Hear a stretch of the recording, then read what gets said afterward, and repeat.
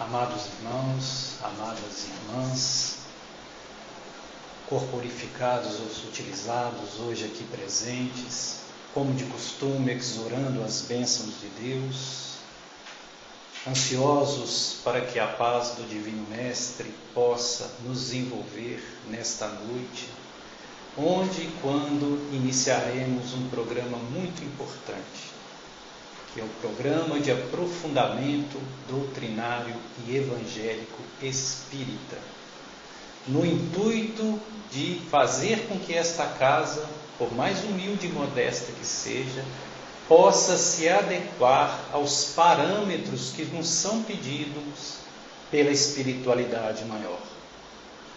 Particularmente naquilo que nos sugeriu a benfeitora Joana de Ângeles, quando dizia que deveríamos espiritizar as nossas casas, tendo como preceito o Evangelho de Jesus e as obras basilares, que é toda a fonte de referência para quem realmente quer adentrar nessa ciência do infinito, como dizia Kardec, ou na ciência do invisível, como dizia Leon Denis.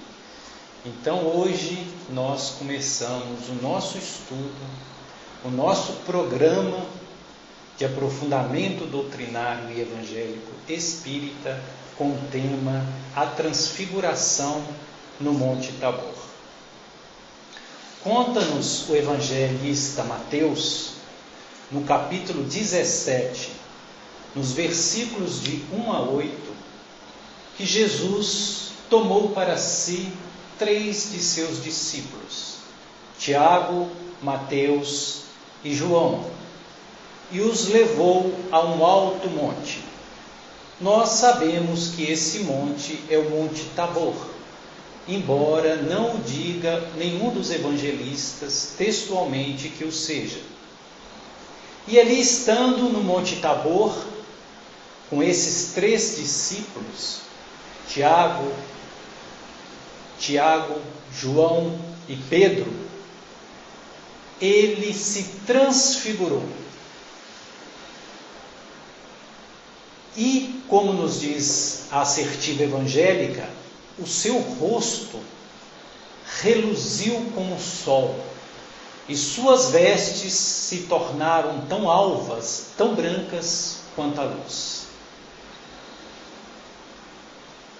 E imediatamente os 3 discípulos que com ele estavam viram a figura de 2 entidades veneráveis, que eram Elias e Moisés, que se materializaram e entraram em colóquio íntimo com Jesus. Começaram a dialogar com Jesus.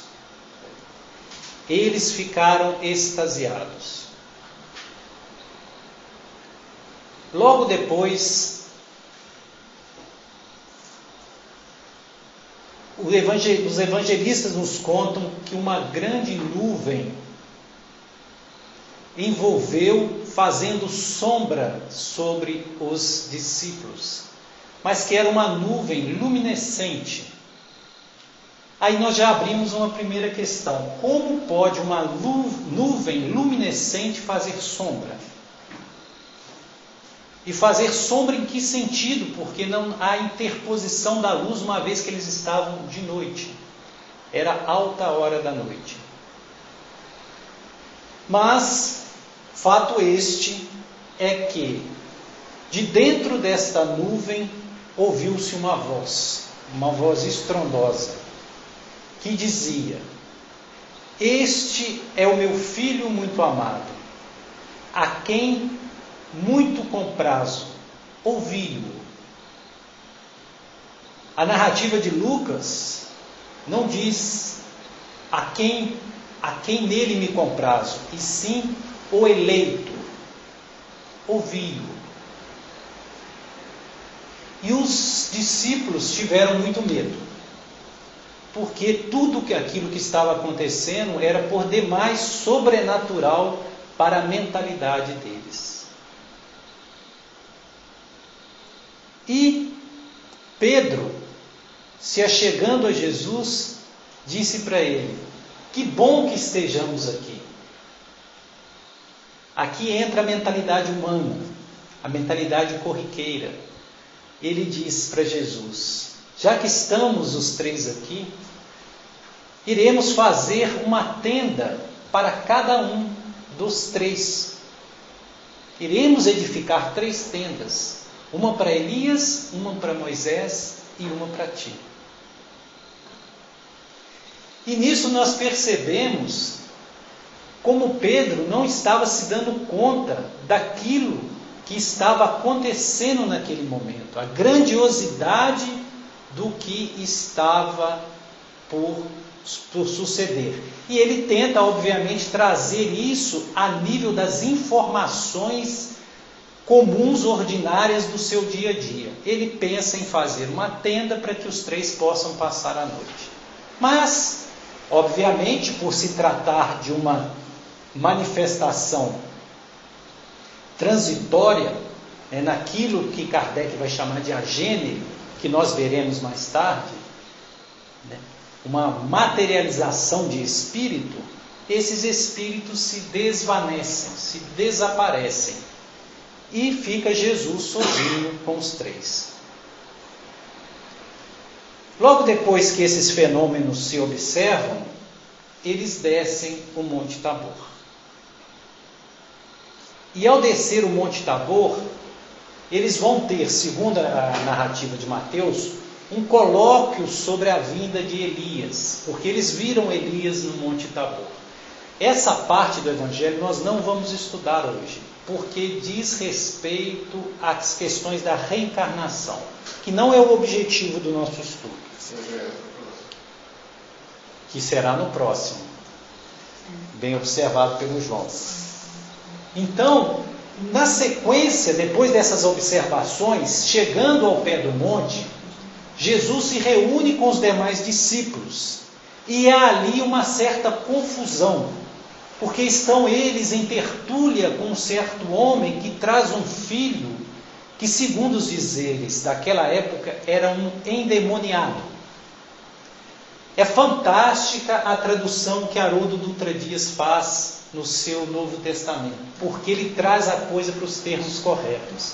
Se nós pegarmos a tradução do Haroldo, ele não vai traduzir por endemoniado, mas sim por daimoniado, de daimon, que é a origem da palavra, em grego, que significa gênio. Qualquer influenciação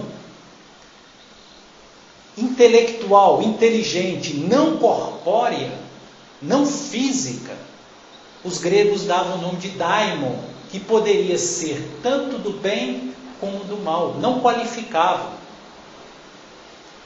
Então, nessa passagem, Haroldo Dutra Dias, muito acertadamente, ele coloca a tradução por daimon, daimoniado, ou endaimoniado, nesse sentido. E isso já faz toda a diferença. Então, eles encontram ali aquele senhor com seu filho, que se joga aos pés de Jesus e implora para que ele liberte o seu filho.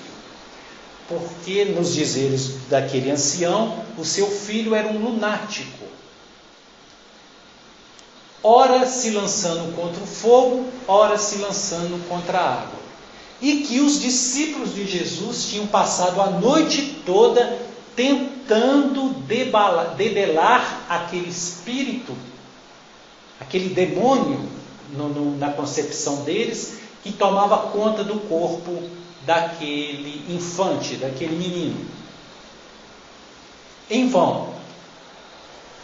E Jesus diz ali, naquele momento, palavras relativamente duras, porque ele diz: ó geração de incrédulos, ó geração de pervertidos, até quando ficarei convosco? Até quando vos suportarei? E manda trazer o menino para junto de si. E trazendo o menino, ele solicita àquela entidade que se desligue imediatamente do menino. e a entidade se desliga, obedecendo pontualmente às determinações de Jesus. Os discípulos ficam muito alarmados e depois, em particular, eles se aproximam do mestre e o indagam, porque eles, os discípulos, não conseguiram retirar aquele espírito daquela criança, sendo que eles haviam tentado durante toda a noite. E Jesus passa a explicar, asseverando que era uma questão de fé. Aí Jesus traz aquela célebre frase: se tivesseis a fé como um grão de mostarda, dirias a esta montanha: move-te daqui, e a montanha se moveria. É interessante aqui nesse ponto destacar que a tradução do Haroldo Dutra Dias faz justiça ao que Jesus queria dizer, porque a maioria das traduções traz essa assertiva da seguinte forma: se tiveres a fé do tamanho de uma semente de mostarda, e os senhores devem se recordar que usualmente é esse o termo que se usa, mas não é correto. O correto é: se tiveres a fé como uma semente de mostarda. E isso nós vamos estudar mais tarde, porque faz toda a diferença. Porque Jesus, naquele momento, não estava falando de volume de fé. Ele estava falando de foco, de qualidade. E nós vamos tentar entender por que Jesus assim se colocava. Então, ele depois, para completar, depois que ele faz todo o processo de desobsessão daquela criança, arrematando essa assertiva dessa passagem, no capítulo 21, no versículo 21, ele finaliza dizendo a seguinte frase: espíritos como esse só são debelados ou retirados com jejum e oração. Jesus disse: entidades dessa natureza só são retirados, removidos com jejum e oração. Isso nós vamos ver também o que Jesus quis dizer com essa questão do jejum e da oração como condição para que nós possamos efetuar uma desobsessão, que é o caso. Então, vamos voltar a pegar todo esse texto evangélico e vamos trazê-los à luz da doutrina espírita para efetuarmos o nosso estudo dessa noite. Primeira questão que nós temos que analisar nesse texto da transfiguração do Monte Tabor. Nós temos ali todo o tempo manifestações mediúnicas de efeito físico. Nós temos ali a transfiguração, nós temos ali um fenômeno que é chamado de voz direta ou pneumatofonia,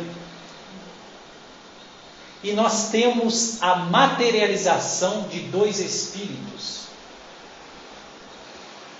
Elias e Moisés, naquilo que a doutrina espírita chama de agênere, ou seja, uma materialização tão completa, tão perfeita, que ela se torna tangível a tal ponto que nós não a conseguimos distinguir de um espírito. Ela tem todas as aparências, todas as características de um encarnado. E isso nós vamos ver também. Então, primeira coisa, o que é mediunidade de efeito físico? Porque a doutrina espírita nos explica que nós temos basicamente duas qualidades de mediunidade: as mediunidades de efeito intelectivo e as mediunidades de efeito físico, ou intramediúnicas, as intelectivas, e extramediúnicas, as de efeito físico. Como distinguir uma da outra? As mediunidades de efeito intelectivo são as intramediúnicas, ou seja, aquela que se opera dentro do aparelho sensitivo do médium. O médium vê, ouve, é capaz de perceber mensagens do mundo espiritual, mas isso é um canal que se liga diretamente a este médium. Se houver um médium intelectivo numa sala e 5 outras pessoas que não são médiums, somente ele vai perceber, inclusive a presença de algum espírito, através da vidência. Mas esse espírito que ele está vendo não está materializado.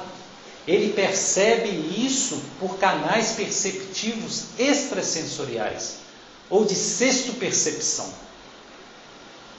Então essa é a mediunidade intelectiva.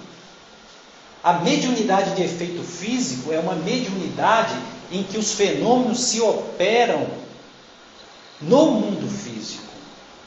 Por exemplo, se eu consigo, com a força dos meus fluidos, mover essa cadeira,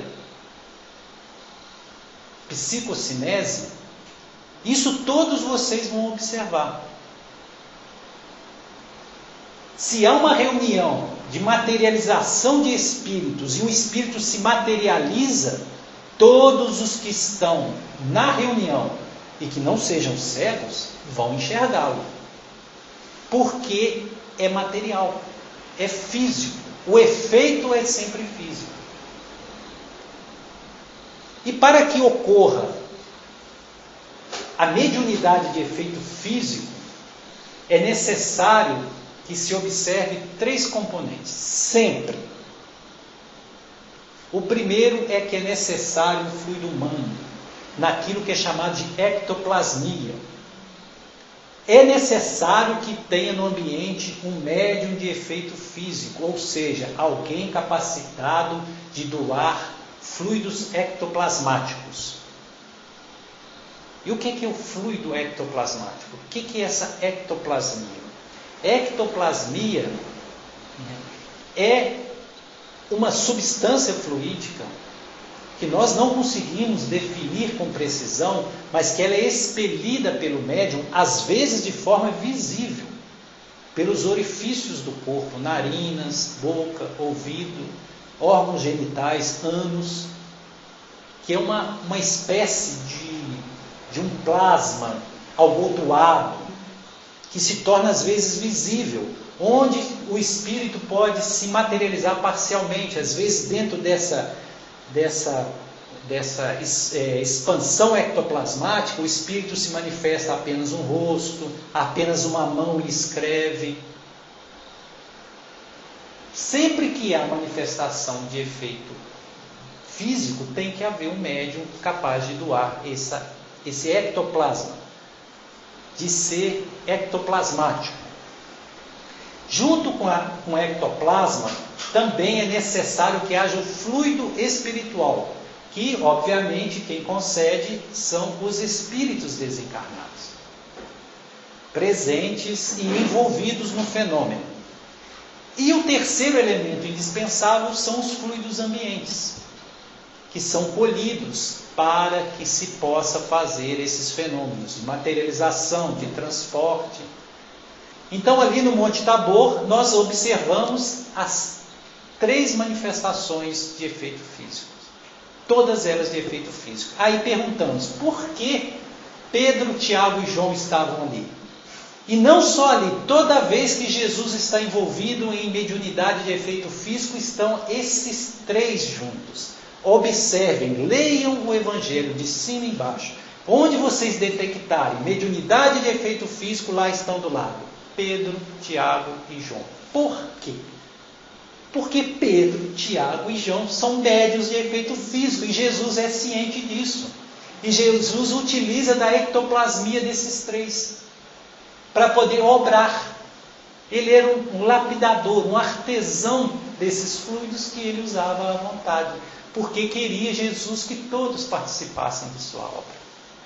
Obviamente que Jesus tinha faculdades que poderia dispensar os 3, mas a intenção sempre é que haja o concurso, que haja a contribuição daquele grupo apostólico que ali estava se formando. Então, por isso, observamos sempre a presença dos três, onde há mediunidade de efeito físico. Passemos, então, a estudar a questão da transfiguração, que é uma mediunidade de efeito físico. Por quê? Porque é visível. Quantos estiverem presentes, verão a pessoa se transfigurar. E o que é a transfiguração? Kardec diz que a transfiguração nada mais é do que a mudança da aparência física de um encarnado. Ou seja, a pessoa tem as feições próprias que nós já conhecemos. Ela de repente muda as feições e você vê nitidamente uma outra pessoa ali na sua frente. Fenômeno que sabemos que não é muito comum, mas que ocorre e que ocorreu no Monte Tabor. Só que Kardec ele faz uma distinção de dois tipos de transfiguração. Ele fala que há uma transfiguração que tem origem na influenciação do perispírito, que nós vamos ver daqui a pouco, que é essa mudança da aparência completa. Inclusive o peso do corpo muda. Se você pesar a pessoa transfigurada, ela vai mudar o seu peso original, tamanho, tudo muda. E há uma outra que é só por contrações musculares, ou seja, o espírito modela aquele próprio rosto da pessoa de forma que ela fica com aparência diferente. Exemplo claro disso, quando o Divaldo incorpora, entre aspas, porque esse termo não é apropriado, Dr. Bezerra de Menezes, quando está sob influenciação de Dr. Bezerra de Menezes, o rosto muda, o corpo muda, você vê nitidamente que ali é uma outra pessoa. A aparência do Divaldo muda, embora você saiba que é o Divaldo. Mas certas partes do corpo, volumes do rosto, contrações musculares que dão características na fala, no gestual, na modelagem facial, que o faz caracteristicamente diferente. Isso a maioria dos senhores já viram quando o Divaldo está consorciado com o Dr. Bezerra de Menezes, como isso ocorre. Essa é uma das formas de transfiguração, que é pela contração muscular, através da influenciação do perispírito. Allan Kardec vai tratar dessa questão da transfiguração no capítulo 7 do livro dos Médiuns. Que ali no capítulo 7 ele vai falar da bicorporeidade e da transfiguração. Primeiro ele fala da bicorporeidade e depois ele fala da transfiguração. E da transfiguração ele fala nos itens 122 até o item 125 do capítulo 7 do livro dos Médiuns. E ele passa a explicar como ocorre a transfiguração. Para entendermos a transfiguração, precisamos entender aquilo que a Irmelinda falou no sábado, sobre o perispírito. Porque a transfiguração ocorre através de propriedades do perispírito. Nós sabemos que o perispírito, ele é plástico, maleável, expansivo, e que o espírito pode lhe dar o contorno que assim bem desejar. Um espírito pode se manifestar com a aparência de uma vida que ele teve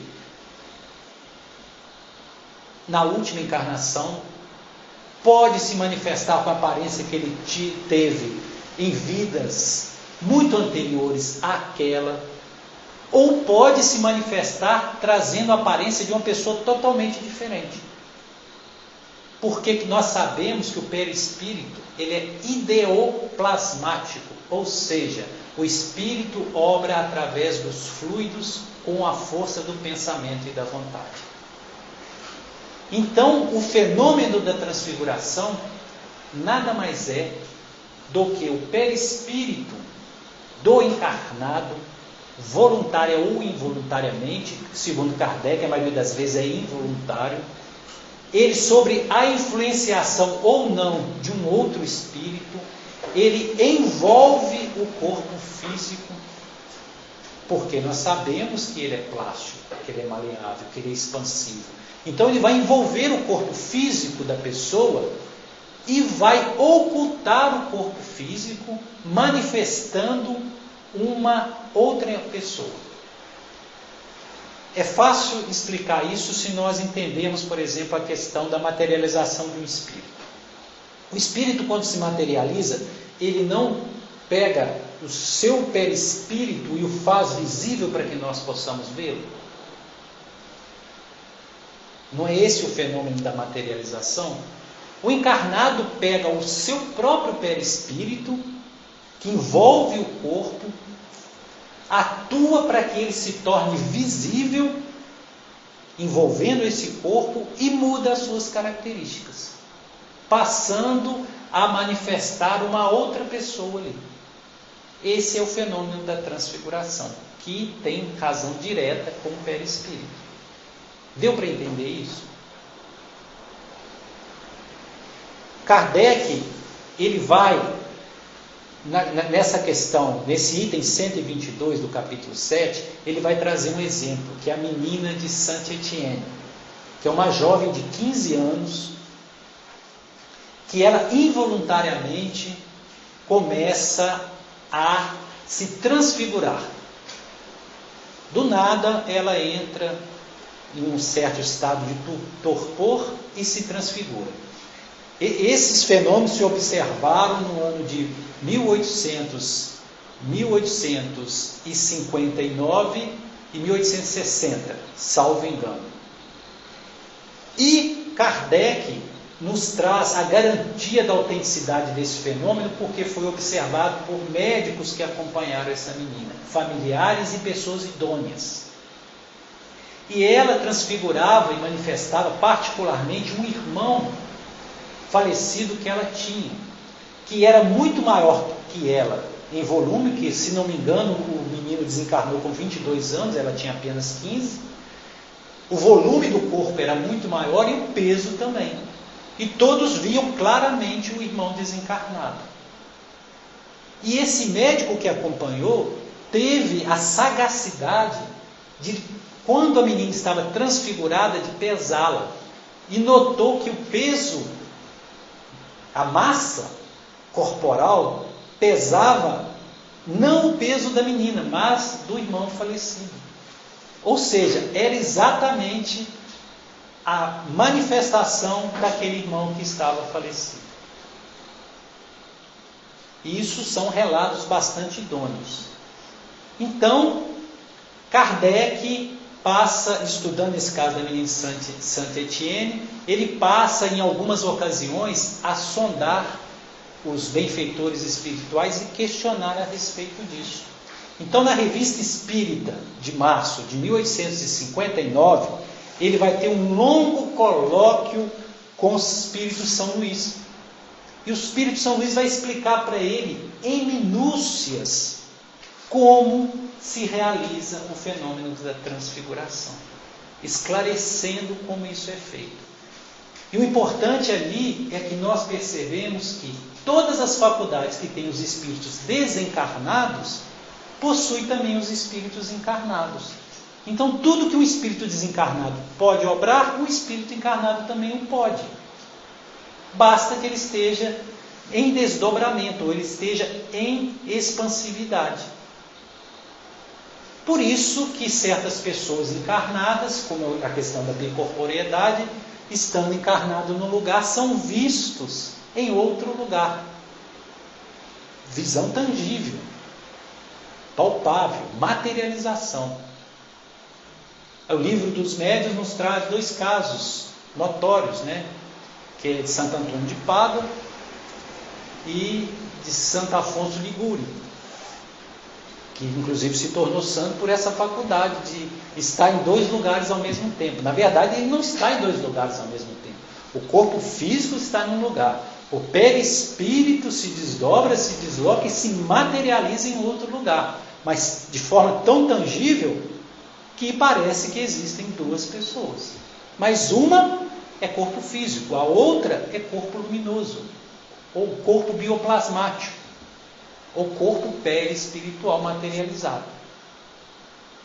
E quando ocorre a transfiguração, é exatamente isso. que o próprio espírito se transfigura. O perispírito dessa pessoa se transfigura.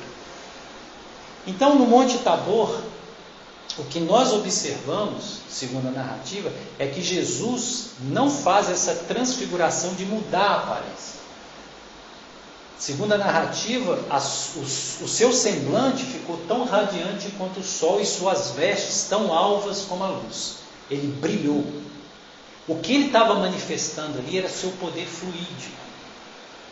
Na verdade, se nós formos tomar na acepção do termo, mais era uma transubstanciação do que uma transfiguração. Porque, na verdade, o que os três conseguiram ver foi o corpo luminoso de Jesus na sua glória, no seu potencial de luminosidade fluídica. É isso que eles viram. E depois vem a questão da voz direta, que é essa tal nuvem que se forma e de dentro dela sai uma voz que diz: este é meu filho muito amado, em quem me comprazo ouvir. Este fenômeno da voz direta também é estudado dentro da doutrina espírita e é chamado ali de pneumatofonia. Ele está no capítulo 12 do Livro dos Médiuns, no capítulo 12, no item 150, vai se falar especificamente da pneumatofonia, ou fenômeno de voz direta. O que é isso? É a capacidade que tem os espíritos ou o mundo espiritual de emitir sons que são audíveis pelos nossos veículos auditivos físicos. Então, é mediunidade de efeito físico. No Rio de Janeiro, no lar Frei Luiz, eles fazem muito esse trabalho de materialização. E através dessa ectoplasmia que alguns médiuns lá doam, os espíritos formam aquilo que o doutor Paulo César Frutuoso, que é um estudioso dessa questão, ele chama de garganta ectoplasmática. Ou seja, o espírito, ele modela, através do ectoplasma doado, uma garganta fluídica, com todas as características dos nossos aparelhos fonadores orgânicos, biológicos normais. E com esse aparelho, ele emite som. Ele fala, ele se comunica, audível, claramente, inclusive podendo ser gravado em aparelhos de gravação. Não é um tipo de som que os presentes ouvem intramediunicamente, ou seja, uma percepção intrasensorial. Não é. É extrasensorial. O som está no ambiente, todos que estão ali percebem. Isso é o fenômeno da pneumatofonia, ou fenômeno da voz direta. Nesse capítulo 12, Kardec vai elencar tanto a pneumatofonia como a pneumatografia. E a pneumatografia é o mesmo fenômeno, porém com a escrita. Alguns espíritos materializam a escrita pronta. O papel está dobrado em cima da mesa, em branco. Quando depois se abre, está grafado. Eles grafam o papel. Quer dizer, o fenômeno da pneumatografia não há concurso do veículo mecânico de um médium. Por isso que se chama escrita direta ou voz direta. E ali, no Monte Tabor, nós vemos esse fenômeno acontecendo. E sem essas explicações que a doutrina espírita, que é uma ciência, nos oferece, nós temos que migrar para a hipótese dos milagres. Porque se nós não conseguirmos entender que são fenômenos naturais, embora ainda desconhecidos de nós encarnados no plano físico, nós teremos que aceitar a hipótese do milagre. Porque se Elias e Moisés se materializaram ali e já estavam mortos, Elias há 400 anos Moisés há 1400 anos. E eles ali se materializam. Se nós não entendermos essas ferramentas de explicações científicas que a doutrina nos traz, nós teremos que aceitar a hipótese do milagre. Ou seja, algo que é produzido à revelia das leis divinas. O que nós sabemos impossível. Porque Deus não obra em contradição com suas próprias leis. Se algo acontece, é porque existe uma lei regendo. Nós podemos não a conhecer, mas que elas existem, existem. Então ficou claro o que é esse fenômeno de pneumatofonia, essa mediunidade de efeito físico, ou voz direta, que os espíritos têm capacidade de fazê-lo. Aí, obviamente, poderia abrir-se uma pergunta: que voz é essa que diz, este é meu filho muito amado? Será que é Deus? Usando um expediente até bastante grosseiro, né, para poder falar? Ou será que se trata de alguém, de uma hierarquia superior ao nosso Cristo, que está coordenando o trabalho do Cristo a partir do mundo espiritual, talvez um Cristo solar? Que nós sabemos que nosso sistema solar, cada planeta, cada orbe tem seu próprio Cristo, e nós temos um diretor solar, um Cristo solar que coordena o trabalho desses Cristos planetários, ou seja, algum espírito numa hierarquia ainda bastante mais superior que o nosso próprio Cristo. Quem será essa voz? Isso nós não sabemos. O que nós sabemos com toda certeza, que nós não podemos aceitar essa tese de que Jesus era o único Filho de Deus. E nós somos o quê? Filhos bastardos, né? Jesus era apenas um espírito muito mais evoluído, que nos dizeres de Emmanuel, ele era um eleito, ou seja, alguém que teve sua ascensão em linha reta, por isso que ele é distinto, mas obrou com seus próprios esforços para angariar a sua evolução e chegar no patamar que chegou. Mas isso, claro, a partir de um tempo que nós não podemos mensurar. Ok? Então, quando eles descem do Monte Tabor, aí nós vamos entrar em contato com o terceiro fenômeno que nós abordaremos nessa noite, que é a questão da obsessão e das naturezas de obsessão. Porque Jesus encontrou ali com o menino possesso, nos dizeres dos evangelistas. E nós vamos ver que esse termo possesso não corresponde, porque não existe possessão. Então esse menino, ele estava tomado por um daimon, ou seja, uma consciência extracorpórea, um espírito que estava subjugando. E Jesus, com sua autoridade, liberta essa criança. Aí nós entramos na questão da obsessão. E o Livro dos Espíritos vai tratar a questão da obsessão, que ali no Livro dos Espíritos Kardec ainda chama de possessão, possessos. Depois no Livro dos Médiuns ele já vai corrigir isso. Aliás, nesse próprio livro já vem a correção. Ali na questão 473 até a questão 480, Kardec vai tratar dessa questão da possessão, que é o caso do menino possesso. E na questão 473, Kardec já pergunta às entidades venerandas, aos mentores planetários, se é possível um espírito tomar o corpo de uma outra pessoa encarnada e obrar em lugar daquele, retirando, expulsando, anulando daquele corpo e passando a tomar conta daquele corpo, que seria o que caracteriza a possessão. Ou seja, um espírito tomou posse de um corpo que não é dele, um espírito desencarnado. E a resposta das entidades venerandas é categórica: não existe essa questão de possessão. Um espírito não pode entrar no corpo de outra pessoa como você adentra dentro de uma casa. É o que eles dizem. O que existe é influenciação, envolvimento.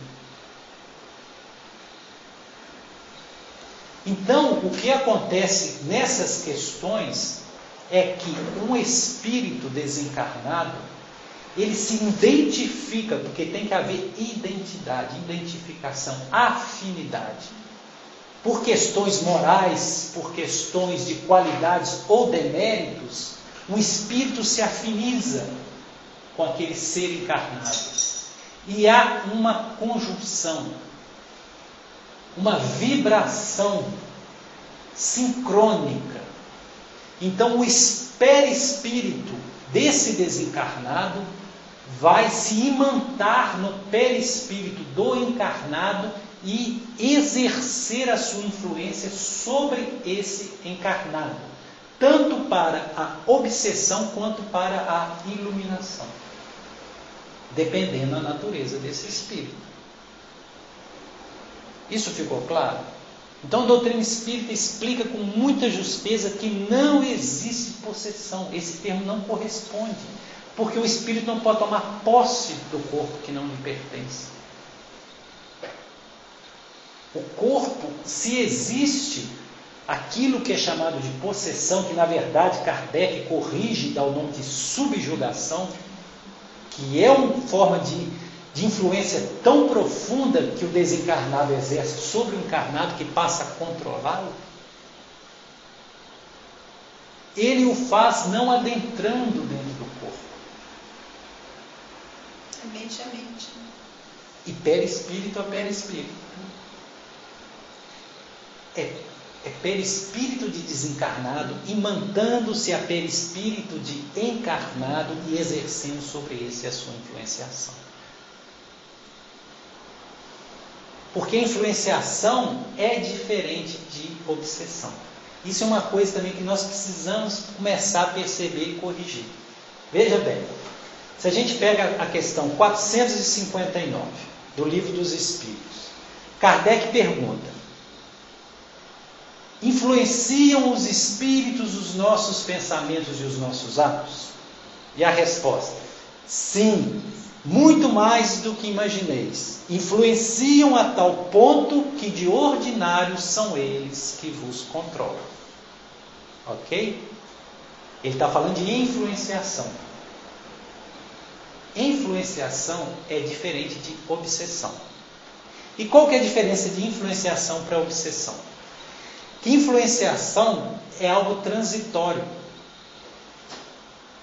Você baixa seu nível vibratório, admite em seu íntimo pensamentos malsãs.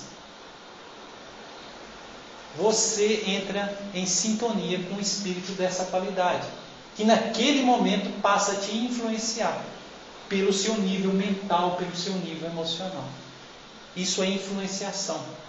Mas você faz uma prece, uma oração, eleva o seu tônus vibratório, no mesmo momento ele se desliga.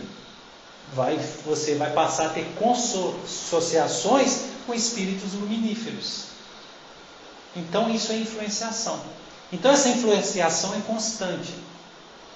Daí que Kardec, no começo do capítulo 14 do Livro dos Médiuns, quando ele trata da questão dos médiuns, ele fala categoricamente: todo aquele que sente num grau qualquer a influência dos espíritos é, por esse mesmo fato, médium. Médium nesse sentido. E aí ele depois vai dizer, e que como todos, de uma forma ou de outra, sentem essa influenciação, pode-se dizer que todos são mais ou menos médiums, por questões de influenciação. Mas a obsessão já é um caso que diferencia, que a influenciação é transitória, circunstancial. A obsessão, ela é constante. Ela não é transitória. Mais crônica. É mais crônica. A obsessão, o espírito se envolve por questões de afinidades ou de débitos. Tem que haver aí alguma confluência, algum nível de ligação entre essas entidades, de débito ou de sintonia mental profunda, e passa a exercer influência constante, de tal forma que passa a controlar essa pessoa. Aí nós caracterizamos obsessão, somente aí, que é uma forma de monoidealismo, ou seja, a pessoa passa a ter uma única ideia que é teleguiada por esse espírito que a envolveu. Então Kardec, quando vai tratar da questão da obsessão, ele faz uma distinção que é muito importante que nós entendamos, que é a questão da obsessão simples, que aí nós já estamos entrando nas naturezas de obsessão, que é a obsessão simples, a fascinação e a subjugação, que são três formas totalmente distintas. A obsessão simples, ela é simples, não é porque ela é de simples trato, não. Aliás, ela é muito complicada como qualquer outra. Ela é uma obsessão simples porque o espírito que está ali obsediando, ele faz uma assertiva, uma abordagem bastante suave que permite ao obsediado certas reações. Ou seja, não há um controle total. É um controle parcial, que funciona mais como uma perturbação. Então, na obsessão simples, os espíritos permitem que a pessoa mantenha sua liberdade e seu discernimento, mas causam perturbação. Essa é a obsessão simples.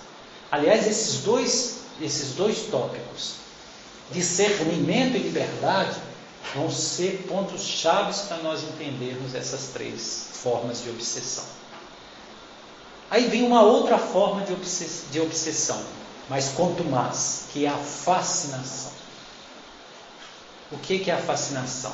A fascinação é uma forma de envolvimento tão poderoso e sutil, que obviamente não é feito por espíritos de pouco burilamento intelectual, são espíritos de bastante burilamento intelectual que o fazem.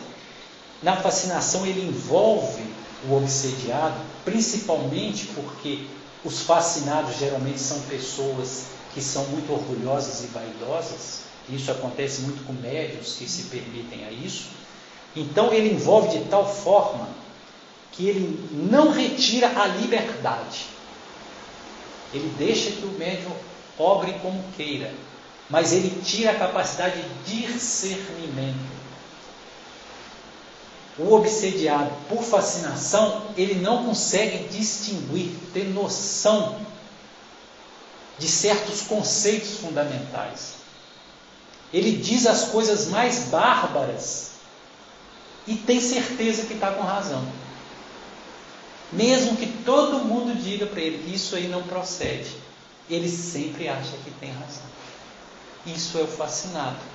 Então, o exercício, o controle é feito a partir desse envolvimento mental, a tal ponto que a pessoa perde o discernimento. Nós temos na doutrina espírita muitos médiuns fascinados, num volume maior do que a gente supõe. Eu não vou citar nome, mas talvez os senhores, pelo que eu vou falar, vocês vão saber de quem se trata. Mas há um médium que foi muito amigo do Chico, conviveu com o Chico, fez trabalhos caritativos belíssimos, mas muito recentemente, isso depois já de vários processos de aviso, mas muito recentemente, ele lançou um livro psicografado pelo Chico Xavier. E contendo um conteúdo, que é um livro que tem frases, como se fossem pensamentos de Chico Xavier, e com pensamentos muito duvidosos, que qualquer pessoa que conheça o espírito Chico Xavier sabe que ele não falaria aquelas coisas. Inclusive criando conflitos entre religião espírita e outras religiões.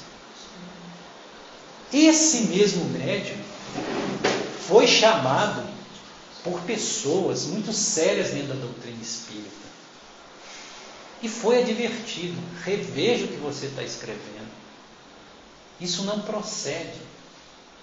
E esse médium não ouviu aqueles que estavam lhe dizendo, porque ele está fascinado, ele tem certeza que ele está certo. E aí ele cria o sentimento de que os confrades espíritas o estão perseguindo, que ele é vítima de uma perseguição. Entende como o espírito trabalha para fascinar? Aí o que o espírito fascinador começa a fazer? A afastá-lo dos meios onde as pessoas podem alertá-lo de que ele está errado. Aí o que ele faz? Eu não vou mais na casa espírita. Eu prefiro trabalhar em casa. Por quê? Porque em casa o espírito está no comando. Não tem outros que possam alertá-lo. Eu não vou mais na casa espírita. Para quê? Eu posso fazer minha vida espírita aqui dentro da minha casa. Então é dessa forma, com essa sutileza, que esse tipo de obsessão por fascinação é exercida, conservando a liberdade, mas tirando a capacidade de discernimento. E segundo Kardec, essa é uma das mais difíceis formas de combater. O obsediado por fascinação, dificilmente você consegue atuar, porque ele não consegue discernir. Ele perdeu o senso, o critério de avaliação. Ele não percebe, às vezes, o ridículo que ele está passando, nas ideias que ele está mantendo, e sempre se acha muito certo. Aqueles espíritos, aqueles médios que sempre recebem um espírito só, é sempre aquele, daquela forma. Pode ser que ele esteja a caminho de uma fascinação. Porque os espíritos sagazes, eles mentem. Para um espírito de sagacidade, ele diz que é Chico Xavier, e quem vai garantir que não é? Então eles podem, inclusive, assumir a forma que quiser, se materializarem um corpo de Chico Xavier para esse médium ver. Isso é muito fácil para um espírito que já tem um certo avanço intelectual, mas não tem moral. É muito fácil. E são geralmente esses espíritos que são líderes dessas hostes, dessas legiões trevosas que têm atacado a doutrina espírita. E eles têm sagacidade, eles não fazem barulho, eles são sutis, eles são inteligentes, eles sabem trabalhar. Por isso que Jesus alerta: orai e vigiai. E a terceira forma, a terceira natureza de obsessão é a subjugação. A subjugação acontece o contrário. Se na fascinação ele tira o discernimento e mantém a liberdade, na subjugação ele deixa o discernimento e tira a liberdade. Obriga o obsediado a fazer coisas que ele não quer. Então o subjugado, ele tem plena consciência que está sendo manipulado por um espírito. Plena consciência, mas não tem controle. Kardec conta até a história no Livro dos Médiuns de um senhor que está subjugado, que no meio da rua ele é obrigado a se ajoelhar, o espírito move as pernas dele, faz com que ele se ajoelhe, ele não tem mais o controle do corpo e fica implorando jovens em casamento, quer dizer, passando ridículo no meio da rua. Isso é a subjugação, ele não tem controle. Pessoas subjugadas, às vezes o espírito faz ele deitar no meio da rua, faz ele julgar coisas no chão, ele não consegue ter controle, mas deixa o discernimento. Para quê? Para poder judiar, para poder humilhar. Então a pessoa está passando por um constrangimento, consciente que está passando, mas não consegue se controlar. Isso é subjugação. E a subjugação pode ser, se o espírito não se trabalha, encarnado, não se trabalha, não muda o seu procedimento, se dá vazão a que esse espírito se identifica a tal ponto com ele pode ser vítima desse espírito, que pode conduzir para um suicídio, que pode conduzir para cometer um crime. Aí o Osmar me perguntou sobre a questão do menino lá de 13 anos, não sei que idade, que matou pai, mãe, filhos. Eu não sei bem da história porque eu não vi, eu pouco vejo televisão. Mas o Osmar, quando eu estive com ele lá no hotel dele, ele me contou essa história. E isso, eu não sei dos detalhes, mas isso pode ser um caso clássico de subjugação. De subjugação. Que o obsessor consegue controlar, inclusive, o aspecto mecânico da pessoa, ou seja, controlar o corpo, fazer com que a pessoa tome atitudes e atos que não é da vontade dela, e sim do obsessor. Tal ponto chega esse controle. Então deu para entender essa diferença dessas três naturezas de obsessão, que é a obsessão simples, a obsessão por fascinação e a obsessão subjugativa, a subjugação. Então, quando nós vemos na Bíblia falar de possessão ou de possessos, entenda-se que aí nós estamos tratando de subjugação. Tanto é que Kardec, nas obras subsequentes, ele vai mudar o termo, vai sempre usar o termo subjugação e não mais possessão, porque possessão não corresponde. O espírito não pode tomar posse do corpo que não lhe pertence. Ele exerce a influência sobre esse corpo. Uma influência que é feita pela imantação perispiritual. Isso ficou claro, gente? Que isso é importante a gente discernir. A Benita dizia, Gaião, muito tempo atrás, eu trabalhava lá ainda, que tinha um casal em Anchieta, não sei se vocês já ouviram falar, eles ficavam andando para lá e para cá. Ela era Maria, mãe de Jesus, e o José, o marido dela. E ficava conversando com as pessoas, era subjugação. Né? Sim, pode ser. Depois, se não for uma loucura orgânica, né, João? Porque é acaso. Distúrbio psíquico. Benita falava isso. Se você estudar loucura orgânica bem a fundo, você vai ver que não tem diferença. Não tem. Então toque também pode ser também? Vocês estavam falando, eu estava te anotando, para a gente estudar lá no CAPS a subjugação do drogadicto. Como que a subjugação espírita pode ser aplicada à inversão da drogadicção? Sim. Porque é um nível de subjugação. Total, ele não tem controle, ele faz uso involuntário, mesmo pondo a vida dele em perigo, ele não deixa de usar a droga. Por quê? Porque os companheiros deles, desencarnados, necessitam da droga e o subjugam. Eu não vou falar para você, que eu sou inclinado, pelo pouco que eu estudo, eu sou inclinado a acreditar que não haja dicotomia entre o orgânico e o espiritual. Sim. Que a manifestação orgânica ou a manifestação psicossomática seja um reflexo da atuação espiritual. Eu sou inclinado a acreditar nisso. O toque seria uma obsessão simples. Agora, o nível de toque, o toque bipolarizado, a coisa pode já vai crescendo, ela pode virar uma subjugação. Né? A inversão psicótica, uma fascinação. Eu tendo a acreditar, eu tendo, pelo pouco que eu estudei, e dentro do meu íntimo, mais do meu coração do que do meu cérebro, que não tem essa dicotomia. Não tem. Até o tio Elis falou uma coisa com a gente, quando a gente esteve lá uma vez sobre a terapia comunitária que a gente faz, que acho que foi uma frase mais interessante, de doutrina espírita encarnado. A terapia, as psicoterapias em geral, e a terapia comunitária é uma delas, ela atua doutrinando o espírito encarnado. E é uma sacada que a gente não tinha tido, né, Neto? E, cara, e é mesmo. Por que não? Somos todos espíritos. Sim. O que difere é encarnados, somos encarnados. Por que não doutrinar? Né? Sim. Mas eu não faço isso com ninguém, não. Tanto é que os resultados são muito bons. Quando você doutrina o espírito encarnado, o resultado é tão bom quanto doutrinar o espírito desencarnado. É interessante esse viés, essa colocação. E realmente, que diferença há?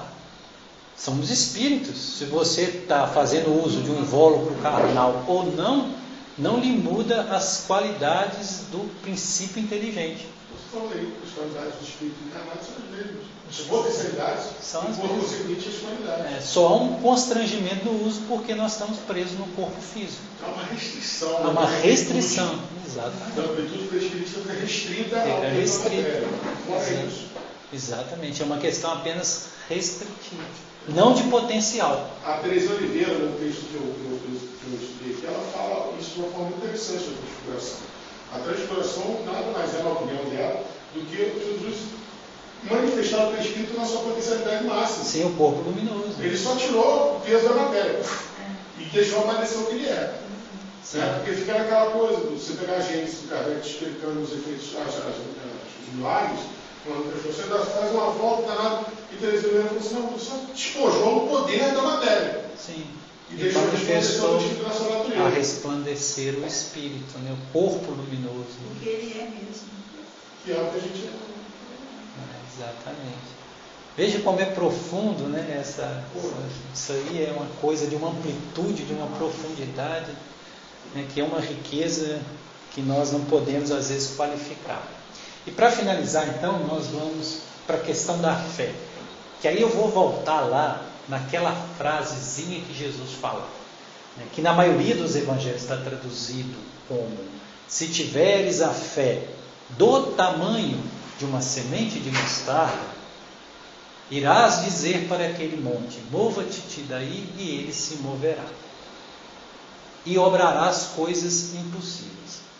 Bom, a tradução do Haroldo Dutra Dias faz uma correção brilhante, porque ele traduz da seguinte forma: se tiveres a fé como uma semente de mostarda, não do tamanho, porque a questão não é de volume, como nós sabemos.